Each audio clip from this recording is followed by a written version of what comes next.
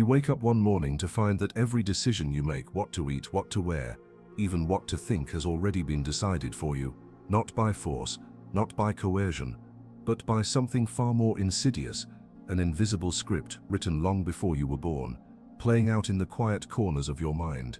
You believe you are free, yet every choice feels like an echo of something older, deeper, more primal. This is the hidden psychology of power, not the crude, obvious power of dictators and CEOs, but the kind that lives in the shadows, the power that shapes desires, molds perceptions, and dictates reality before you even question it. It is the reason some people command rooms without speaking, while others shrink even when alone. It is why some ideas spread like wildfire while others, no matter how true, die in silence. Here's the paradox. The more you chase power directly, the more it eludes you. The people who obsess over dominance, status, or control are often the least powerful in the end. Meanwhile, those who seem indifferent to it, artists, philosophers, mystics, wield an influence that outlives empires. Why? Because real power does not reside in titles or wealth. It lives in the subconscious. Think of the last time you felt truly powerless, not in the face of a superior, but in the grip of an emotion you couldn't explain, a sudden rage, an irrational fear, a compulsion you knew was foolish but couldn't resist. Where did that come from? Who or what was really in control? History's greatest manipulators understood this. They didn't just rule with laws. They ruled with myths, symbols, and psychological triggers. The priests who shaped civilizations didn't just demand obedience. They embedded their commands in sacred stories, making defiance feel like blasphemy. The tyrants who lasted weren't the cruelest, but the ones who convinced people that resistance was impossible. Now ask yourself, what if the things you think you want were planted in you? What if your deepest fears were designed to keep you docile? What if the very idea of freedom you cling to is just another form of control? This is not conspiracy. This is human nature. Carl Jung warned of the shadow, the unconscious forces that drive us while we pretend to be rational. Nietzsche spoke of the will to power, not as a desire for domination, but as the fundamental pulse of life itself, distorting even our morality. Sartre exposed the bad faith of those who refuse to see their own chains, preferring the comfort of pretended powerlessness. And yet here's the most unsettling question of all. If power is hidden, how do you know it's not using you right now? The answer lies not in what you've been taught, but in what you've been trained not to see. This is where the real journey begins. You don't notice the strings until you try to move. Think of the last time you felt a surge of anger, jealousy, or insecurity, emotions that seem to erupt from nowhere, hijacking your rationality. Where did they come from? Why did they feel so familiar, as if they'd been lying in wait? This is the first clue to the hidden psychology of power. Most of what we call free will is a negotiation between unconscious forces we barely understand. The illusion of autonomy. Modern society sells us a myth that we are sovereign individuals, making choices from a place of pure reason, but psychology reveals a darker truth. Our decisions are often post hoc justifications for impulses that emerged from the depths of our psyche. Studies in neuroscience show that the brain initiates actions before we are consciously aware of them, meaning by the time you decide, your subconscious has already chosen. This isn't just about biology, it's about conditioning, the slow, invisible shaping of desires and fears by forces outside us. Why do you crave status symbols you don't need? Why do you fear rejection more than irrelevance? Why does the approval of strangers feel like oxygen? These aren't natural instincts. They are the residue of psychological warfare, a war you didn't know was being waged. The architects of influence. Throughout history, those who understood the human mind ruled not by force but by myth. Religion didn't control through fear alone. It embedded itself in identity, making heresy feel like self-betrayal. Governments didn't just demand obedience. They crafted national narratives so compelling that dissent felt like madness. Nietzsche saw this clearly. Morality is the best tool for taming the herd. What we call ethics often serves to legitimize power structures by making submission feel virtuous. The good citizen, the loyal worker, the devout believer, these are roles that keep the machine running smoothly, all while convincing people they're acting freely. Even rebellion is often pre-packaged. The punk who thinks they're defying the system by dressing in leather and spikes is still playing a role designed by that same system, a controlled outlet for dissent that changes nothing. The Shadow Puppeteers. Carl Jung's greatest insight was that the unconscious doesn't just influence us, It is us more than we'd ever admit. The shadow, the repressed, denied parts of ourselves, doesn't vanish when ignored. It leaks out in projections, obsessions, and self-sabotage. The politician who crusades against corruption is often the most corrupt. The influencer who preaches authenticity is often the most manufactured. The leader who demands loyalty is often the least trustworthy. Why? Because power doesn't just corrupt, it reveals. It strips away the masks we wear, exposing the unconscious drives we've spent a lifetime disguising. The ultimate psychological trap. Here's the cruelest twist. The more you believe you're immune to manipulation, the more vulnerable you become. The advertising executive doesn't convince you to buy a product. They convince you that you made the choice. The cult leader doesn't command.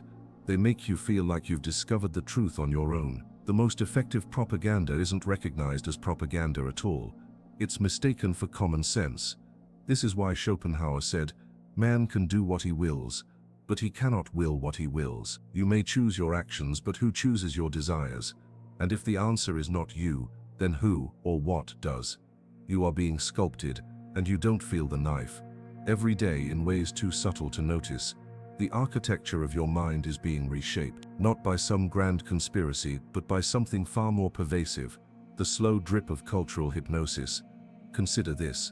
You check your phone not because you want to, but because your brain has been trained to crave the dopamine of a new notification. You feel a pang of envy scrolling through social media, even though you know it's all curated lies. You work longer hours, chasing promotions you don't truly want, because somewhere along the line, you absorb the idea that your worth is tied to productivity. These aren't choices, they are conditioned reflexes, the result of psychological programming, so deep that resisting it feels like resisting gravity. The neurological hijack. Modern neuroscience reveals a disturbing truth. Your brain is not designed for freedom, it's designed for efficiency. It craves patterns, shortcuts, and automatic responses to conserve energy. This is why habits, both empowering and destructive, form so easily. But here's where it gets dangerous. Your environment is engineered to exploit these vulnerabilities. Social media algorithms prey on your brain's craving for novelty and validation. The 24/7 news cycle hijacks your amygdala, keeping you in a perpetual state of low-grade fear. Consumer culture manipulates your dopamine system, turning you into a rat pressing a lever for tiny reward. You think you're making decisions. In reality, you're navigating a maze designed by unseen architects. The social hallucination. Power doesn't just control behavior, it controls perception. Take money, for example. A dollar bill is just a piece of paper. Its value exists solely because we all agree it has value. The moment that collective belief vanishes, so does its power. This is the essence of social control, shared illusions. Authority only works because we've been conditioned to respect titles and uniform. Beauty standards shift like desert sands, yet millions alter their bodies to chase them. Morality itself is fluid. What was once sinful is now celebrated, and vice versa. The most terrifying part, you don't realize you're trapped in the illusion until you try to leave it. The Stockholm Syndrome of the mind. Humans have a perverse tendency. We fall in love with our cages. The overworked employee defends the system that exploits them, calling it hustle culture. The lonely romantic swipes endlessly on dating apps, mistaking connection for consumption. The anxious citizen obeys not out of fear, but out of a twisted sense of duty. This is the ultimate triumph of psychological power. It makes servitude feel like autonomy. Jean-Paul Sartre called this bad faith, the act of lying to yourself to avoid the unbearable weight of freedom. Because true freedom is terrifying, it means accepting that you are responsible for your life, not society, not your parents, not fate. And so most people choose the comfort of the invisible chains, the invisible epidemic. The consequences of this silent war on the mind are everywhere, if you know how to look. A society of addicted brains, hooked on distraction to avoid facing existential emptiness. An epidemic of fragile identities, where people crumble at the slightest criticism because their self-worth is outsourced. A civilization of sleepwalkers, mistaking routine for living, consumption for fulfillment. And the most tragic part, very few will ever realize it, because the greatest trick power ever pulled was convincing us that we were never under its spell. There is a way out of the maze, but it begins with a horrifying realization. You must first stop trusting your own mind, not because you are weak, not because you are foolish, but because your thoughts have been colonized, the beliefs you assume are yours, the desires you think define you, the fears that feel instinctive. Most were implanted long before you knew to question them. This is the paradox of liberation. To regain control, you must first admit you never had it. Step 1. The detoxification of perception. Before you can think freely, you must cleanse your mental environment. Delete the inputs that program you. Social media, news cycles, gossip. These are not neutral, they are psychological conditioning masquerading as entertainment. Observe your compulsions without obeying them. The itch to check your phone, the anxiety when alone, the craving for validation. These are not you, they are reflexive. Study them like a scientist. Reclaim silence. The modern world fears stillness because it is in silence that the whispers of your true self emerge. This is not discipline. This is counter-programming. Step 2. The shadow revolution. Carl Jung warned, until you make the unconscious conscious, it will direct your life and you will call it fate. Your shadow, the repressed, denied parts of yourself, holds the key to real power. What angers you in others is what you deny in yourself. The traits you judge most harshly are clues to your own buried shame. Your obsessions are compensations. The influencer chasing fame is often the neglected child. The workaholic is running from existential dread. Your darkest impulses, when faced, lose their power. The monster under the bed vanishes when you turn on the light. This is not self-improvement. This is psychological warfare against your own illusions. Step 3.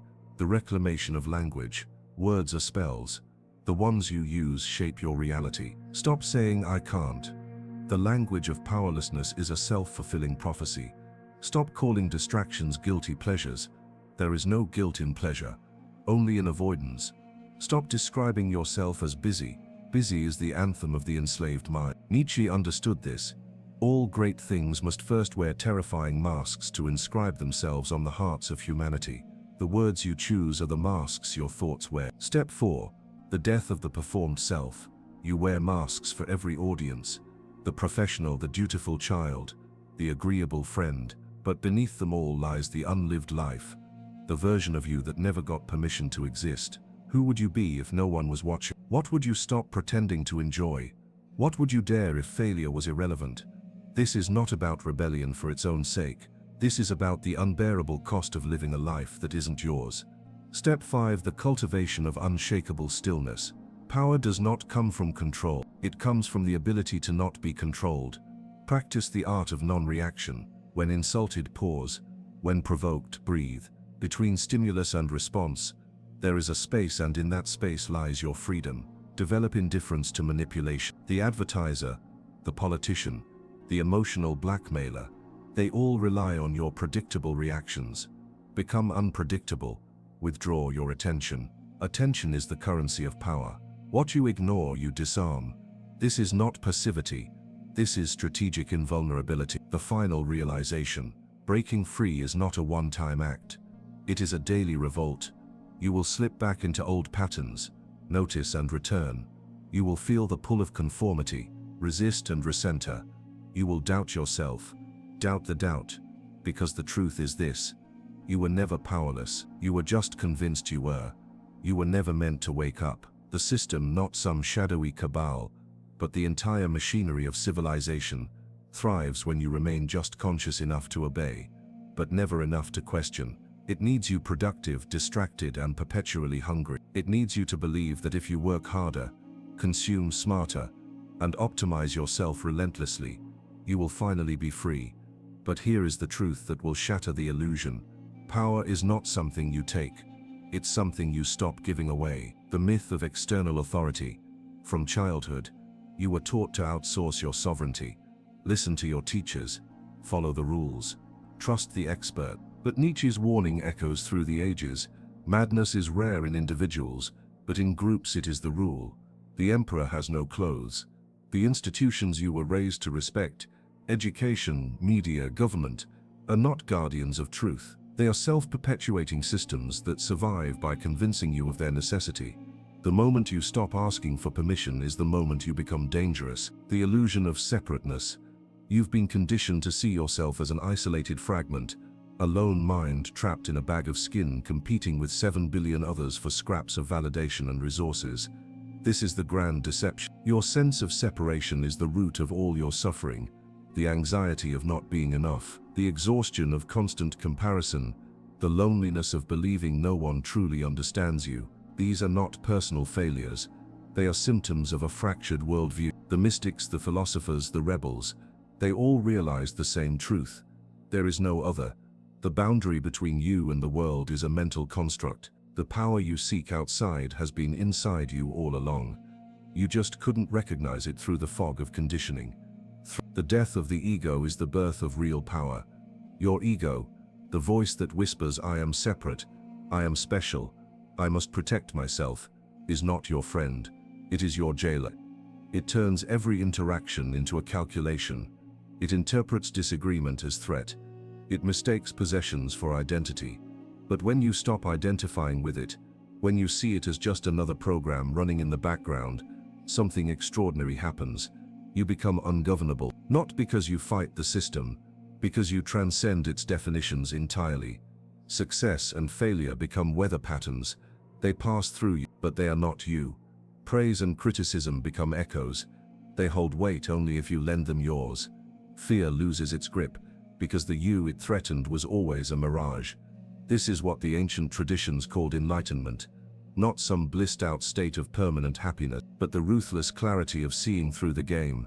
Thor, the final realization. After all the analysis, the deconstruction, the rebellion, here is the ultimate secret. Power was never about control. It was always about presence. The tyrant craves power because he feels powerless. The addict chases pleasure because he fears stillness. The influencer begs for attention because he doesn't know who he is without it. But you are not the thoughts in your head. You are not the roles you play. You are not even the one reading these words. You are the space in which all of it arises. And that cannot be threatened. That cannot be taken. That cannot be lost. The invitation: walk outside tonight. Look at the stars. Feel the vastness pressing against your skin. That silence you hear, that's the sound of your chains breaking. The question is no longer how do I gain power? It's what will I do now that I was never powerless to begin with.